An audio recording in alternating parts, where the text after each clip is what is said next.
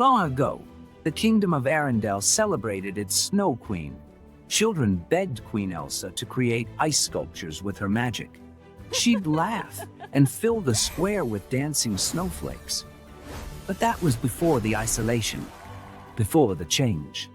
After leaving Arendelle, Elsa built a new palace high in the mountains, a fortress of cracked blue-black ice that seemed to breathe. The walls pulsed with cold light. Shadows moved inside like living things. Most people thought these were just scary stories, until the disappearances began. First, a hunter vanished. Then, a merchant caravan. 7 people gone. A rescue party of 12 went looking for answers. None returned. The village tried to move on. They told themselves the Snow Queen wanted to be alone. They pretended not to hear the rumors of screams echoing from the mountain at night, but one person couldn't let it go. Her name was Maren, and the missing hunter was her older brother, Eric. On the coldest night of winter, Maren climbed the mountain with 2 companions. Joel, her brother's best friend, and Lena, who refused to let them go alone. The higher they climbed, the wronger everything felt. Trees were frozen mid-scream, twisted as if they'd tried to run. The cold had teeth biting through their warmest clothes. Halfway up, they discovered members of the rescue party, frozen solid, buried in the snow. Joel wanted to turn back. Lena was shaking so hard she could barely walk, but Maren kept climbing. Then they saw it. The frozen tower rose before them like a nightmare made real. Massive spires of black ice cracked like broken glass. Inside, the temperature dropped so fast, their breath froze midair and shattered like glass. The halls stretched endlessly in every direction. Frozen chandeliers hung at impossible angles. Frost crawled across the walls like living veins, pulsing with blue light. Then they heard it. Footsteps, deliberate, getting closer. The 3 friends pressed together, searching the darkness. The tapping stopped. Silence pressed against their ears like water. Then, a soft, childlike giggle echoed through the halls, and she appeared. Queen Elsa stepped into the light, but she was no longer the woman they remembered. Her skin had turned translucent, like frosted glass. When she saw them, she smiled. Not a cruel smile, a delighted one. Elsa, new friends. I knew someone would come. She gestured behind her, and the walls turned transparent. The 3 friends saw what she'd been doing all this time. The missing villagers, the hunters, all frozen in moments of pure terror. There, near the back, stood her brother Eric, frozen with one hand outstretched, as if he'd been trying to reach for something in his final moment. Elsa walked among her collection. Joel backed away slowly, pulling Maren with him. Lena was already moving toward the frozen door, desperately trying to find an escape.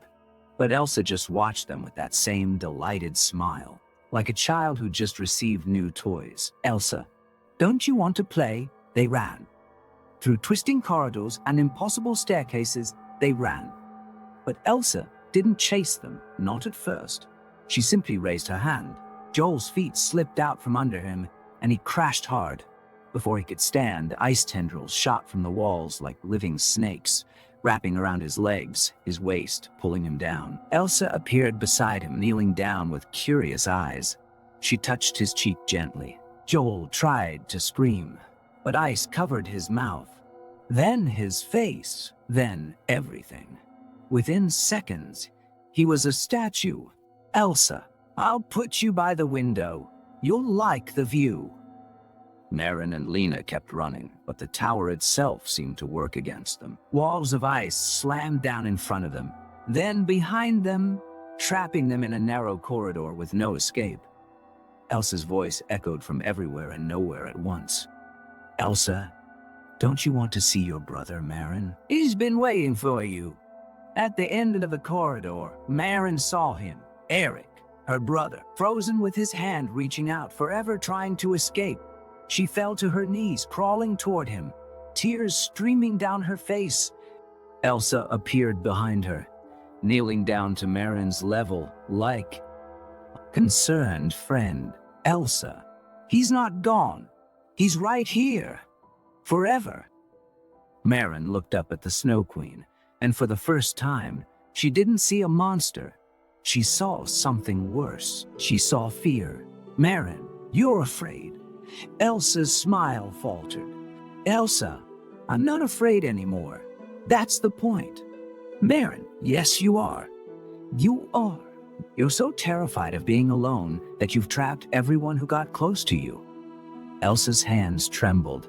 Her glowing eyes flickered, and for just a moment, something human showed through. Maren, let them go. Let us go.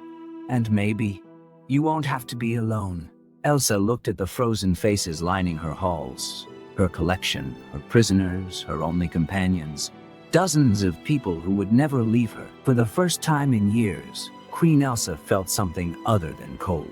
She felt doubt. Elsa, if I let them go, you'll leave. Everyone always leaves. Maren, I promise, I'll come back. Let me prove it to you. No one had ever made that promise before. Elsa looked at Maren's hand. Elsa took Maren's hand, and for the first time in years, her touch didn't freeze. Queen Elsa raised her hands. Her magic felt different. She closed her eyes and let the magic flow. The ice began to crack. First, Joel gasped and fell to his knees, alive. One by one, the statues throughout the tower shattered their frozen prisons. Maren ran to her brother as the ice around him crumbled away. Eric collapsed into her arms. And in the center of it all stood Elsa, no longer glowing, no longer terrifying. Just a woman who'd been lost for far too long. Maren stepped between them and the queen. Maren, she let us go. She chose to let us go. As the warmth spread, the tower itself began to change. The black ice turned crystal clear. Elsa stood in the center, watching everyone prepare to leave. This was the moment she'd feared most, the moment of being alone again. Maren walked back to Elsa. The queen looked up, expecting anger. Instead, Maren smiled. They descended the mountain as dawn broke across Arendelle. Where there had been only frozen wasteland, small flowers began to push through the melting snow. Spring was returning to the northern mountains. When the village saw them coming, people couldn't believe their eyes. The missing had returned. Brothers, sisters, friends, loved ones, all walking home through the morning light. There was crying laughter, disbelief, and joy. Eric and Maren were welcomed home by their family, who'd kept candles burning in the window every night they'd been gone. The village celebrated for days, but Maren never forgot her promise. 3 weeks later, on the first real day of spring, Maren climbed the mountain again, this time without fear, this time by choice. She carried a basket of fresh bread, fruits, and a letter from the village children. The tower had transformed completely. It was no longer dark and twisted. The queen looked different now. Her eyes were warm and brown again. Her smile was hesitant but real, and when she saw Maren climbing toward her, something lit up in her face that hadn't been there in years. Maren handed her the basket, and Elsa found the letter tucked inside. It was from the village children, asking if the Snow Queen would come down for the summer festival. They wanted to see her magic again, the beautiful kind, the kind that made them laugh. Elsa held the letter like it was the most precious thing in the world. And eventually, on a warm summer day, Queen Elsa walked down from her mountain. The village festival was in full swing when she arrived. Children ran up to her, begging for ice sculptures like in the old days. And Elsa, with tears in her eyes and warmth in her heart, created the most beautiful ice sculptures Arendelle had ever seen. She wasn't alone, and she didn't need anyone to be frozen to stay. That evening, people who chose to be there, who chose to stay, who chose to trust her again,